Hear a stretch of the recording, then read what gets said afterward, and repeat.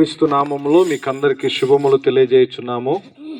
ఈ యొక్క సాయంత్రకాల సమయములో ఒక శుభవర్తమానాన్ని మీకు తెలియజేయడానికి మేము ఇక్కడికి వచ్చున్నాం.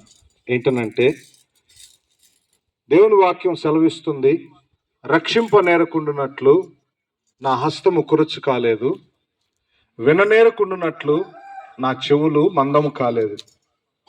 నాకును మీకును మధ్య దోషములున్నాయి కనుక నేను మీకు సహాయము చేయలేకపోతున్నానని దేవుని వాక్యం అంటుంది. నిజమే కదా?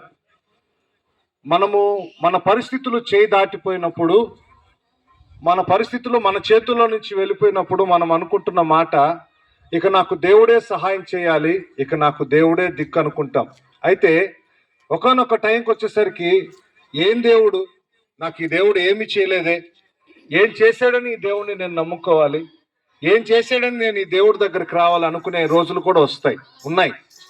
అయితే దేవుని వాక్య ప్రకారము దేవుడు మనకు సహాయం చేయాలంటే,